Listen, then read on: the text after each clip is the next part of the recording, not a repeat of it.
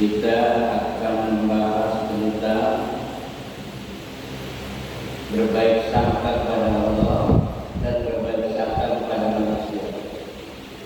Husnul dzanni billah atau husnul dzanni binnas. Sekarang tanggal 19, nanti tausiah berikutnya diusulkan dalam tiap hari dari tanggal ganjil 19, 21, 23, 25, 27, 29, 31 enggak ada. Jemaah sekalian, kenapa kita harus berbaik sangka kepada Allah, berbaik sangka kepada manusia? Karena ada kebutuhan.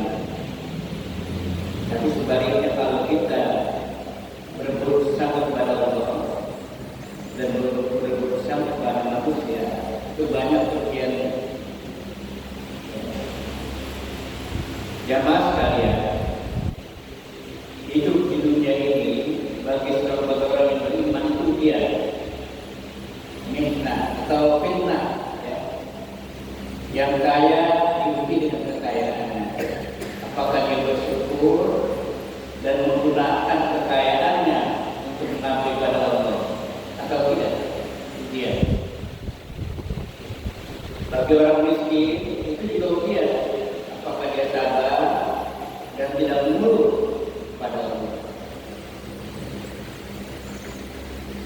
Allah mencela perbuatan orang-orang kafir, orang-orang musyrik, orang-orang kafir, orang-orang munafik.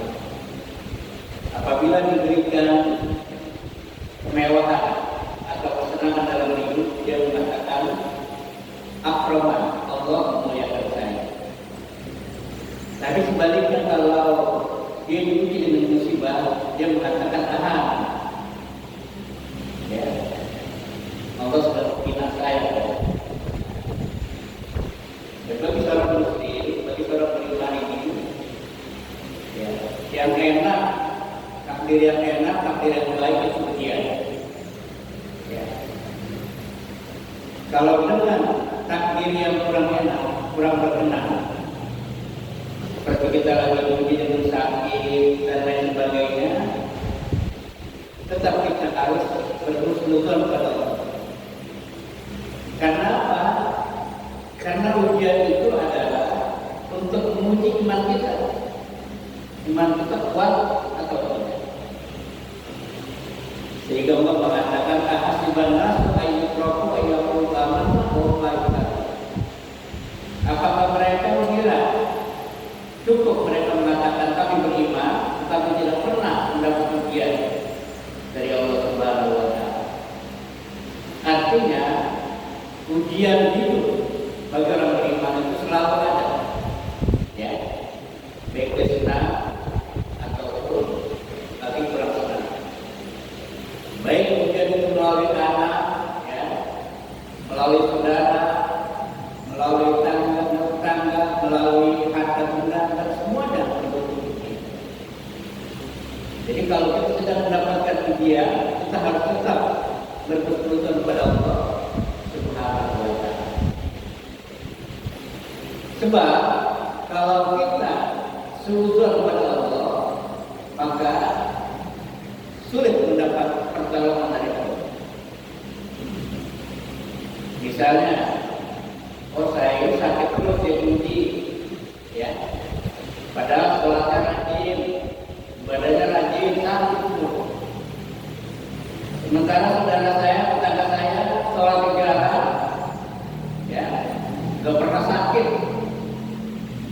Nah, itu seakan-akan kita memuja Allah tidak adil. Ya. Jadi Allah pun adil. Yang terkadang keadilan itu belum kita rasakan apa hikmah dibalik ujian itu. Karena apa? Karena Allah menguji kepada seseorang masih dalam batas kemampuan. La yukallifullahu nafsan illa wus'aha. Allah tidak akan memberatkan, ya, seseorang yang tidak mampu. Jadi setiap ujian itu masih dalam batas kemampuan manusia. untuk menjalankan. Jadi kita harus tetap berhusnuzon kepada Allah Subhanahu wa Ta'ala. Karena kalau kita berhusnuzon, maka kita optimis akan mendapatkan pertolongan dari Allah Subhanahu wa Ta'ala. Jadi kalau kita sedang mimpi hal-hal yang tidak enak, jangan sampai kita berputus asa terhadap rahmat Allah. Jadi kata Allah, la tayasu terkawal. Jangan engkau sekali-kali berputus asa dari rahmat Allah, dari kasih sayang Allah ketika Allah sedang menguji kamu. Itu pentingnya kita berputus kepada Allah. Karena apa? Karena Allah menggali hidup yang paling baik bagi makhluk, yaitu berputus kepada Allah. Supaya apa? Supaya kita tetap bersabar dan tetap mendapatkan rahmat dari Allah Subhanahu wa Ta'ala. Begitu juga kepada manusia, kita selalu berhusnuzon, meskipun dia kelihatannya kurang senang sama kita atau dibenci kepada kita. Ya. Saya kasih contoh. Saya pernah kalau ketemu di jalan teman dekat, ya, yang berinya akrab, suatu saat dia tidak pernah nanya kepada saya. Saya nggak tahu sebabnya, dia juga nggak tahu kalau sebabnya. Bertanya nggak tahu. Ternyata sebabnya adalah dia pernah ngasih undangan ke saya, tapi undangan itu nggak sampai. Pas ada resepsi, acara pernikahan anaknya, oh Mas Purgo udah undangan ya, padahal kita udah undang. Yang kedua saya mengatakan, oh saya tidak pernah menerima undangan, padahal pernah juga. Akhirnya dia bilang terus. Lalu ditanyalah kepada orang yang mau undangan itu, kamu pernah masuk dalam lembaran aku? Jadi kata yang undang, saya lupa. Jadi Pak Mas itu nggak tahu kalau dia ini. Ya. Pas setelah itu baik. Kenapa? Karena miskomunikasi. Dia sudah berkeputusan kepada saya. Saya kondangan pun makanya kita pernah kondangan. Padahal kita nggak tahu. Kita pernah dengar, kita mau kondangan, kita nggak enak. Apa kagak diundang? Ya kita jangan. Dan diundang bisa kita kondangan. Itu yang kedua.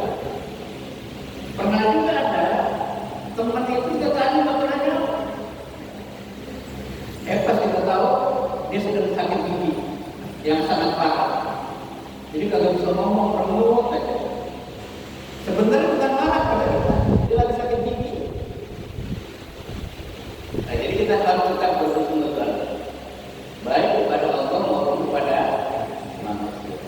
Keuntungannya adalah kalau kita berhusnuzon kepada Allah, pertama Allah memberikan pahala sabaran, kedua kita tidak putus asa yang tidak akan mendapatkan jalan keluar dari Allah Subhanahu wa Ta'ala. Itu keuntungannya. Begitu juga kita harus berhusnuzon kepada manusia. Ya, meskipun kelihatannya dia kurang senang kita, tapi mungkin dia lagi ada masalah lain, pusing. Ya, lagi ada urusan dengan dirinya sendiri. Jadi kalau ditanya ada dengar, atau dia lagi main HP saja, ditanya lagi dengar juga, asik dengan HP-nya. Nah, jadi itu keuntungannya tetap. Bagaimana keadaannya kita harus berhusnuzon pada Allah. Meskipun Allah sedang menguji kita dengan yang sangat berat, tetap kita optimisme bahwa Allah akan memberikan jalan keluar. Karena hidup ini tidak ada yang terbaik, termasuk ujian. Ujian juga bisa akan selesai sendiri pada waktunya. Begitu juga kita tetap berbaik sangka kepada teman kita, saudara kita dan sebagainya, sehingga apa? Menimbulkan hati yang tenang. Sehingga kita tidak mudah berdosa atau berdosa. Karena kalau berdosa kan berdosa kita. Bapak saudara sekalian, itulah yang berkaitan dengan husnuzon billah wa husnuzon billah. Jadi mudah-mudahan kita dapat terapkan dalam kehidupan kita sehari-hari. Dari saya sekian. Wassalamualaikum.